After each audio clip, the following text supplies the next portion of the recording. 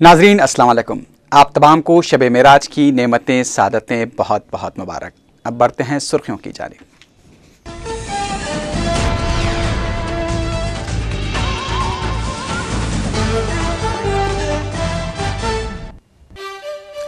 मैं कठपुतली वजीर आजम नहीं हूं, लोकपाल बिल में मेरी शमूलियत पर भी मुझे एतराज नहीं है। अखबारात के मुदीरान से बातचीत के दौरान वजीर आजम मनमोहन सिंह की वजाहत।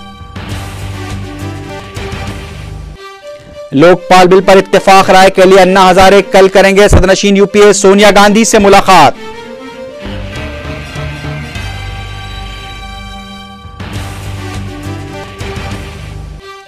रुकन पार्लियामेंट विजयवाड़ा लगड़ा पार्टी राजगोपाल के खिलाफ तेलंगाना कायदीन की स्पीकर असेंबली से शिकायत। तहरीक अमरात शिकनी की नोटिस हवाले।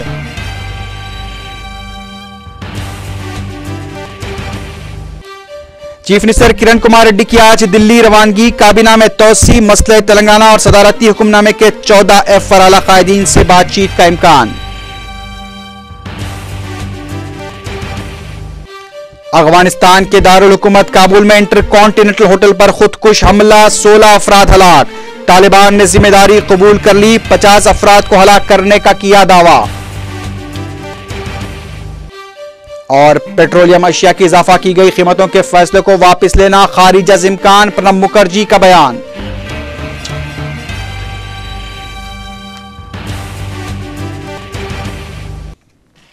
अब खबरें तफसील से।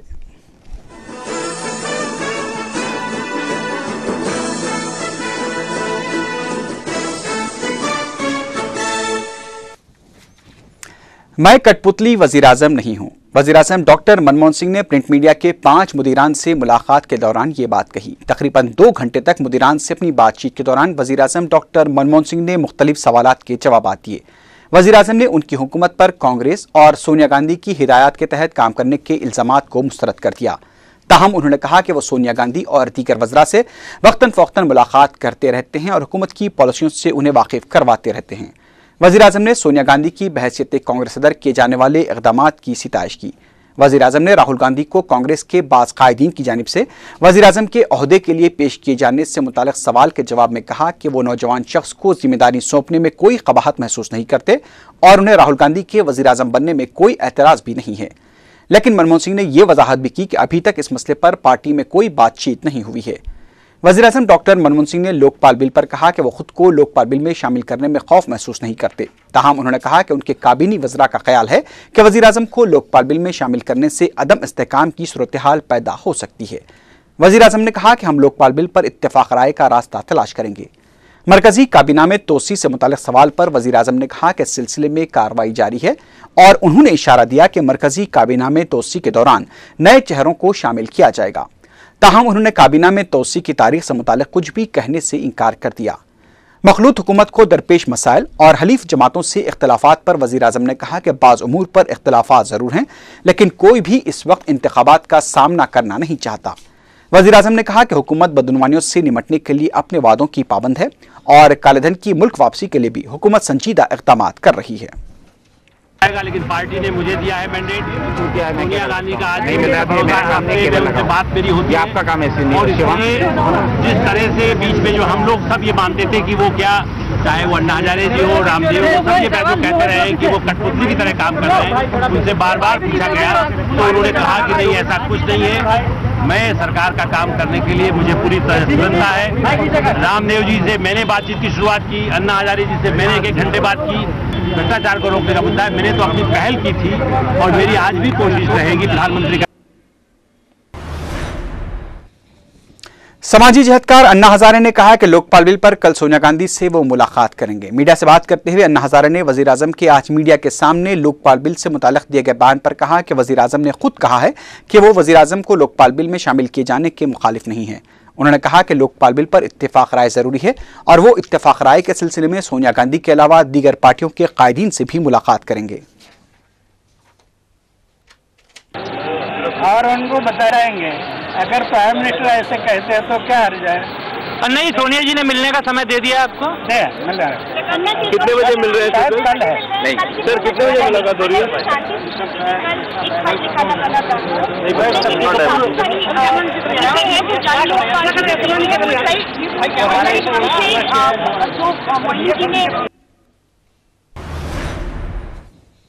उधर बीजेपी ने वजीर आजम की जानिब से अपोजिशन पर अदम ताउन के इल्जाम को मुस्तरद कर दिया है। वजीर आजम की सहाफियों से मुलाकात के बाद मीडिया से बात करते हुए बीजेपी के सदर नितिन गडकरी ने कहा कि वजीर आजम हुकूमत की खामियों को छुपाने के लिए अपोजिशन पर गैर जरूरी इल्जामात लगा रहे हैं। उन्होंने कहा कि हुकूमत की नाकिस पॉलिसियों और बदनुमानियों की वजह से मुल्क में महंगाई और दीगर मसाइल में इजाफा हुआ है। जहां तक दुनिया में महंगाई बढ़ रही है, यह सच नहीं है। दूसरी महत्वपूर्ण बात यह है कि महंगाई का संबंध wrong economic policies and bad and corrupt governance of the Congress party, ये इसका सबसे बड़ा प्रमुख कारण है। और जो एक के पीछे एक बड़े घोटाले हुए, भ्रष्टाचार हुआ, उसका कारण भी महंगाई बढ़ने में हुआ है।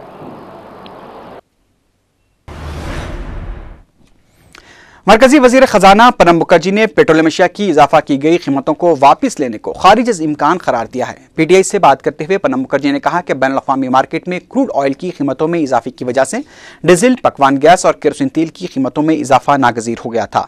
ताहम उन्होंने बताया कि हुकूमत ने क्रूड ऑयल के अलावा दीगर अशिया पर एक्साइज और कस्टम ड्यूटी में कमी करते हुए 49,000 करोड़ रुपए के नुकसान को भी बर्दाश्त किया है।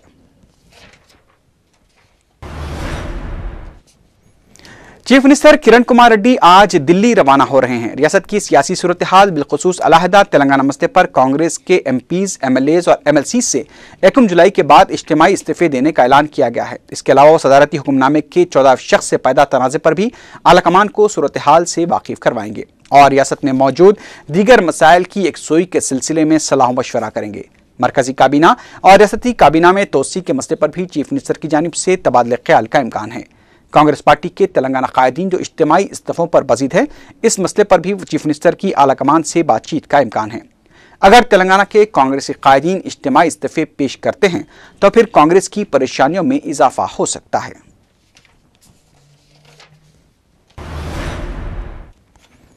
वजीर दाखिला सबीता इंद्रा रेड्डी ने सुबह चीफ मिनिस्टर किरण कुमार रेड्डी से मुलाकात की। कैंप ऑफिस पर चीफ मिनिस्टर किरण कुमार रेड्डी ने वजीर दाखिला से रियासत की अमन ज़ब्त की सूरत हाल पर तबादला ख्याल किया। नए डीजीपी के तकर्रुर से मुताल्लिक़ सीनियर आईपीएस अहदेदारों के नामों पर भी गौर किए जाने की इत्तला मिली है और 1 या 2 दिन में नए डीजीपी के नाम का भी ऐलान किया जा सकता है। उधर तेलंगाना से ताल्लुक़ रखने वाले मुख्तलिफ जमातों के कायदीन ने आज रियासती असम्बली के स्पीकर एन मनोहर से मुलाकात करते हुए विजयवाड़ा के रुकने पार्लियामेंट एल राजगोपाल के खिलाफ तहरीक मरार शिकनी की नोटिस हवाले की है। तेलंगाना कायदीन इस मौके पर लगड़ापाटी राजगोपाल को तेलंगाना का मुखालिफ करार देते हुए उनकी पार्लियामेंट की रुकनीत खत्म करने का भी मुतालबा किया।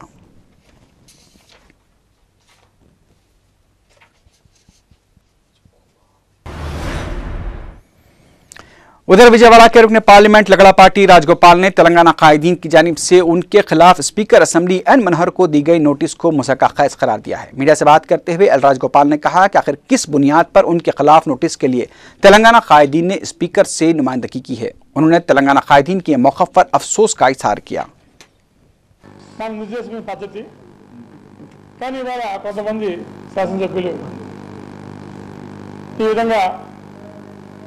ఏ రూల్ ప్రకారం ఇచ్చారో, ఏ ప్రొసీజర్ ప్రకారం ఇచ్చారో తెలియకుండా నా మీద సభ హక్కుల ఉల్లంఘన అవటం చాలా హాస్యాస్పదంగా ఉంది.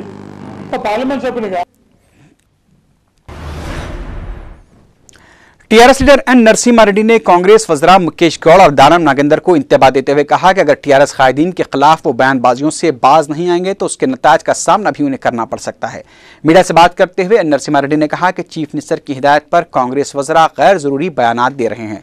उन्होंने कहा कि मेट्रो रेल प्रोजेक्ट के कॉन्ट्रैक्ट से चीफ मिनिस्टर के खुफिया माहदे को सामने लाया जाना चाहिए। उन्होंने कहा कि अगर तेलंगाना वज़रा को हैदराबाद से हमदर्दी है तो सागर 3 मरहले के पानी को शहर लाने के लिए नुमाइंदगी करनी चाहिए।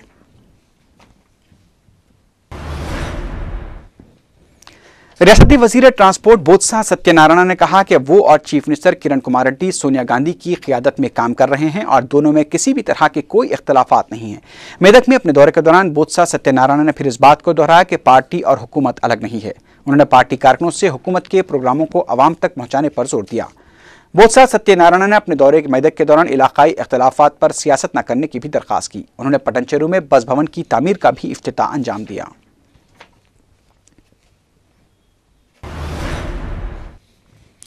तेलंगाना की तहरीफ एक तरफ और हैदराबाद का बोलबाला एक तरफ। रियासती वजीर डी नागेंद्र ने मीडिया से बात करते हुए हैदराबादी रिवायती अंदाज में ये रिमार्क्स किए। उन्होंने फिर एक बार केसीआर पर शदीद तनकीद करते हुए कहा कि केसीआर ने एल&टी कंपनी से तलब करदा रकम न मिलने पर प्रोजेक्ट की मुखालिफत शुरू कर दी है। उन्होंने कहा कि कुल जमाती इजलास की दुहाई देने वाले केसीआर ने कभी इसका मुतालबा किया कि सिर्फ वो अपने छूटे प्रोपेगेंडे और इश्तियालंगेज बयानात के जरिए तेलंगाना की तरक्की में रुकावट बन रहे हैं। डी नागेंद्र ने बताया कि हैदराबाद मेट्रो रेल प्रोजेक्ट अवाम को रोजगार मैसर करेगा और शहर के ट्रैफिक मसाइल भी इससे खत्म होंगे। ऐसे मफादात की हिमायत करने के बजाय केसीआर अपने जाती मफाद को तरजीह दे रहे हैं। దీని మీద మా అభిప్రాయాలను వ్యక్తం చేయదలుచుకున్నామంటే ముఖ్యమంత్రి గారు అప్పుడు సమయం ఇచ్చిన తర్వాత ముఖ్యమంత్రి గారి యొక్క డిస్కషన్ లో అఖిలపక్ష సమావేశంలో మీ అభిప్రాయాలు పరిగణలోకి తీసుకోకుండా అంటే మీరు టెక్నికల్ గా మీరు చెప్పేది తప్పు అన్నప్పుడు తప్పు అయిన తర్వాత కూడా ఈ ప్రభుత్వం రెక్టిఫై చేసుకోకపోతే ప్రభుత్వం మీద తప్పు ఉంటుంది। आदिलाबाद में रियासती वजीर श्रीधर बाबू को अलहदा तेलंगाना की हामियों की बरहमी का सामना करना पड़ा। जब श्रीधर बाबू जिले के दौरे पर पहुंचे तो अलहदा तेलंगाना के हामियों ने एहतजाज करते हुए उनका रास्ता रोकने की कोशिश की। एहतजाजी श्रीधर बाबू से इस्तीफा देने का मुतालबा कर रहे थे।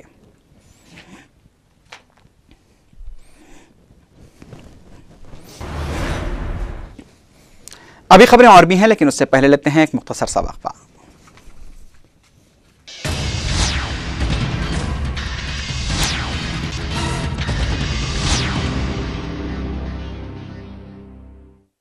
बाएतमाद तालीमी इदारे में तालीमी सफर जारी रखवाने सरपरस्तों का ख्वाब शर्मिंदा ताबीर। अब्दुल्ला एजुकेशनल सोसाइटी की तालीमी सरगर्मियों में तोसी।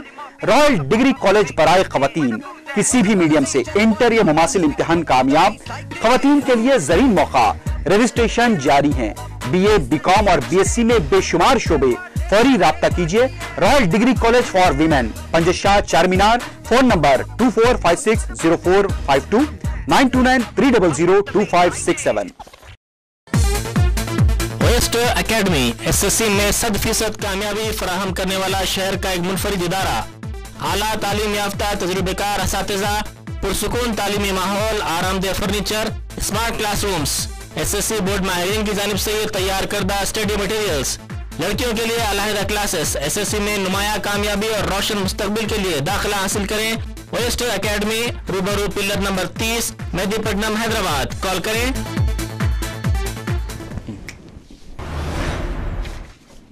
वक्फे की बात की खबरों में दोबारा आपका खैर मकदम है।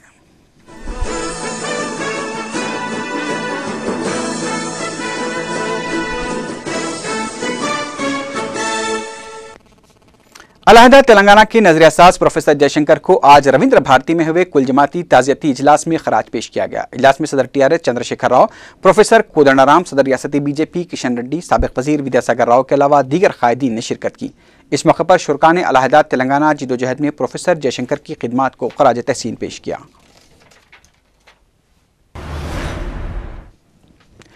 केरला में एसएफआई से वाबस्ता तलबा के एहतजाज के दौरान पुरतशद्दुद वाक़यात पेश आए हैं। तलबा हुकूमत की जानिब से कॉलेजेस को अपने तौर पर मसारिफ बर्दाश्त करने की नई पॉलिसी के खिलाफ एहतजाज कर रहे थे। तलबा की जानिब से सिलसिले में रैली निकाली गई। रैली के दौरान तलबा और पुलिस में झड़प हो गई। पुलिस की जानिब से की गई लाठीचार्ज में कई तलबा जख्मी हो गए।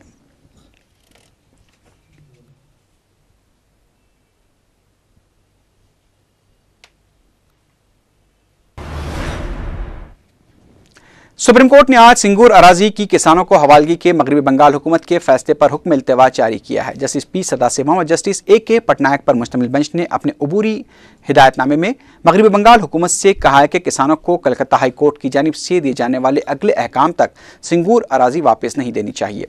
वाज़ेह है कि टाटा मोटर्स ने नानोकार प्रोजेक्ट के लिए अराजी हासिल की थी। इस सिलसिले में टाटा ग्रुप की जानिब से सुप्रीम कोर्ट में दरख्वास्त दाखिल की गई थी।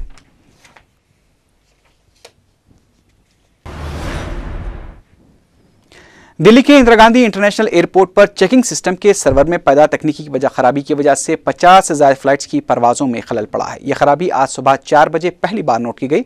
मजबूरन एयरपोर्ट हुक्काम को मैनुअली पैसेंजर्स की चेकिंग करनी पड़ी। तकनीकी खराबी की वजह से कई फ्लाइट्स की रवानगी में भी ताख़ीर हुई है। अब बढ़ते हैं कुछ बैनुल अक़वामी खबरों की तरफ। अफगानिस्तान के दारुल हुकूमत काबुल में होटल इंटरकॉन्टिनेंटल पर किए गए तालिबान अस्करित पसंदों के हमले में 16 अफराद बशमूल 6 तालिबान अस्करित पसंद हलाक हो गए हैं। सिक्योरिटी हुकाम ने होटल को तालिबान अस्करित पसंदों के कब्जे से आज़ाद करा लिया है। 5 घंटे तक चले ऑपरेशन के दौरान तमाम हमलावर अस्करित पसंदों को हलाक कर दिया गया है। काबुल से मिली इत्तलात के मुताबिक काबुल की 2 बड़ी होटलों में अफगानिस्तान के मुख्तलिफ इलाकों से आए सरकारी ओहदेदार और गैर मुल्की शख्सियतें मुकीम थीं, जो सिविल और फौजी जिम्मेदारियों की अफगान हुकूमत को मुंतकली से मुतालिक आज से शुरू होने वाली कॉन्फ्रेंस में शिरकत करने वाले थे। ताहम कॉन्फ्रेंस के आगाज से पहले रात देर गए 5 से 6 हमलावरों ने सिक्योरिटी इंतजामात को नाकाम बनाते हुए होटल पर धावा बोल दिया। बताया गया है कि खुदकुश बम्बरदार ने पहले खुद को धमाके से उड़ा लिया और बाकी हमलावर फायरिंग करते हुए होटल के अंदर दाखिल हो गए। पता चला है कि हमले के वक्त होटल में एक शादी की तकरीब भी जारी थी। काबुल पुलिस के सरबराह मोहम्मद ज़ाहिर ने बताया कि हमले में कई सिक्योरिटी एहलकार जख्मी हुए हैं और खुद उनके पैर में भी गोली लगी है। हमले के फौरी बाद सिक्योरिटी फोर्सेस ने होटल को अपने घेरे में लेकर हमलावरों के खिलाफ ऑपरेशन शुरू किया। इस दौरान वक्फे से 3 जोरदार धमाके हुए और होटल के एक बड़े हिस्से को आग लग गई। मुकामी सिक्योरिटी हुकाम की मदद के लिए नाटो की जानिब से 2 हेलीकॉप्टर्स भी भेजे गए, जिन्होंने फायरिंग करके होटल की छत पर मौजूद हमलावरों को हलाक कर दिया।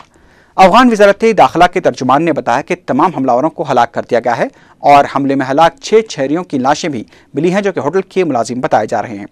तर्जुमान ने बताया कि होटल के अंदर भी 4 हमलावरों ने खुद को धमाके से उड़ा लिया। तालिबान ने होटल पर किए गए खुदकुश हमले की जिम्मेदारी कबूल कर ली है। तालिबान के तर्जुमान ज़बीउल्लाह मुजाहिद ने दावा किया है कि हमले में 50 अफराद मारे गए हैं, जिनमें गैर मुल्की और अफगान भी शामिल हैं। उधर BBC ने खबर दी है कि पहला धमाका होटल की गेट पर हुआ, जबकि दूसरा होटल की दूसरी मंजिल और तीसरा होटल के अख में हुआ। आईनी शाहिदीन ने बताया कि हमलावर होटल की छत पर पहुंच गया था, जो कि सिक्योरिटी फोर्सेस के साथ फायरिंग के तबादले में हलाक हो गया। ज़राए के मुताबिक हमलावरों के खिलाफ कार्रवाई के दौरान होटल की बरक़ी मुनक़ते कर दी गई थी। चीन के दौरे पर पहुंचे सूडान के सदर उमर बशीर ने अपने चीनी हममनसब हो जिनताओ से मुलाकात की है। नस्लकशी के इल्जामात के तहत आलमी अदालत को मतलूब उमर बशीर का चीनी सदर की जानिब से शानदार इस्तकबाल किया गया। इस्तकबालिया तकरीब के बाद दोनों कायदीन ने बीजिंग के क़ल्ब में वाक़ अजीम अवामी हॉल में मुलाकात की। मुलाकात के आगाज़ में चीन के सदर हो जिनताओ ने अपने मेहमान को इन अल्फाज से मुखातिब किया कि जनाब बशीर, आप बहुत दूर से सफ़र करके हमारे यहाँ मेहमान बनकर आए हैं, हम आपको दिल की गहराइयों से खुशामदीद कहते हैं। हो जिनताओ ने इस मौके पर उम्मीद जाहिर की कि दोनों सदूर की बातचीत से दोनों ममालिक के दरमियान रिवायती तौर पर दोस्ताना ताल्लुकात को मजीद बेहतर बनाने में मदद मिलेगी। सूडानी सदर उमर बशीर ने अपने चीनी हममनसब को दोस्त और भाई करार देते हुए उनके वालेहाना इस्तकबाल पर उनका शुक्रिया अदा किया।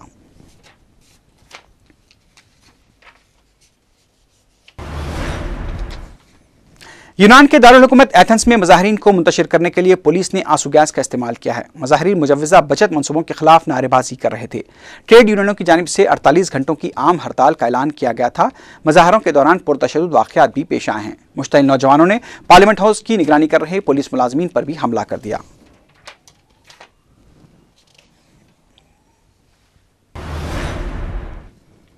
फ्रांस की वजीर खजाना क्रिस्टीन लगार्डियन बैनुल-अक़वामी फंड IMF की पहली खातून सरबराह मुंतखब कर ली गई हैं।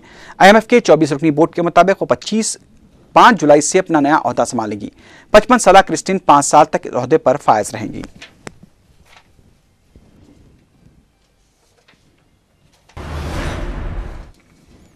लीबिया में बागियों ने दावा किया है कि सरकारी फौज के असलाह के एक बड़े डिपो पर कब्जा कर लिया गया है। बागियों की कार्रवाई उनके लिए एक बड़ी कामयाबी समझी जा रही है। अल जज़ीरा ने खबर दी है कि बागियों ने इस डिपो से 2 रूसी टैंक्स को भी अपने कब्जे में ले लिया है। ज़राए के मुताबिक बागियों ने मुल्क के मगरिब में वाक़ ज़िंतान टाउन के करीब इस डिपो पर हमला किया था। दूसरी जानिब मिस्रदा से 30 किलोमीटर दूर दफेनिया इलाके में बागियों और सरकारी फोर्सेस के दरमियान घमासान जारी है।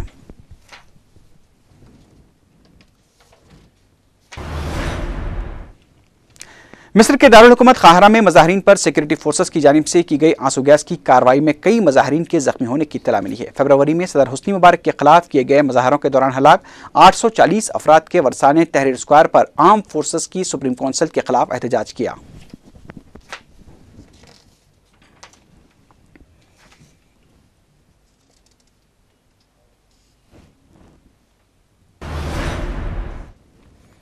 सऊदी अरब की मजलिस शूरा ने कसरत राय से एक मसवदे कानून को मंजूरी दी है, जिसके तहत सऊदी शहरियों की गैर मुल्की खवातीन से शादी पर पाबंदी आयद की गई है। इस कानून की खिलाफ वर्जी करने वाले सऊदी शहरी को 1 लाख सऊदी रियाल जुर्माने की सजा दी जाएगी। सऊदी मजलिस शूरा में गैर मुल्की खवातीन के साथ सऊदी शहरियों से शादी से मुताल्लिक़ एक बिल पर बहस कई रोज से जारी थी, जिसे मंगल के इजलास में मुकम्मल कर लिया गया।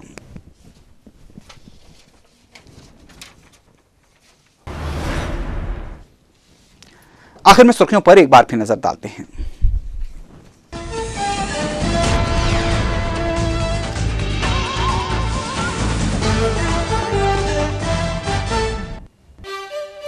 मैं कठपुतली वजीर आजम नहीं हूं, लोकपाल बिल में मेरी शमूलियत पर भी मुझे एतराज नहीं है। अखबारात के मुदीरान से बातचीत के दौरान वजीर आजम मनमोहन सिंह की वजाहत। लोकपाल बिल पर इत्तेफाक राय के लिए अन्ना हजारे कल करेंगे सदनशीन यूपीए सोनिया गांधी से मुलाकात।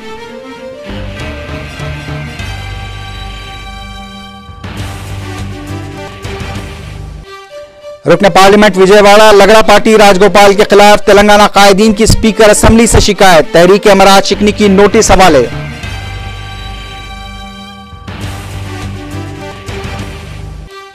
चीफ मिनिस्टर किरण कुमार रेड्डी की आज दिल्ली रवानगी, काबीना में तौसी, मसले तेलंगाना और सदारती हुक्मनामे के 14F पर आला कायदीन से बातचीत का इम्कान।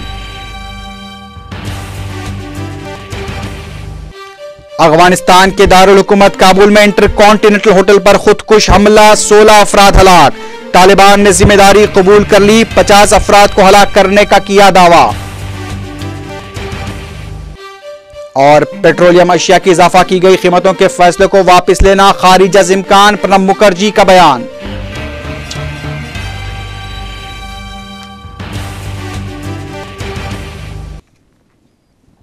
इसी के साथ ही खबरनामा इख्तिताम को पहुंचा। अल्लाह हाफिज।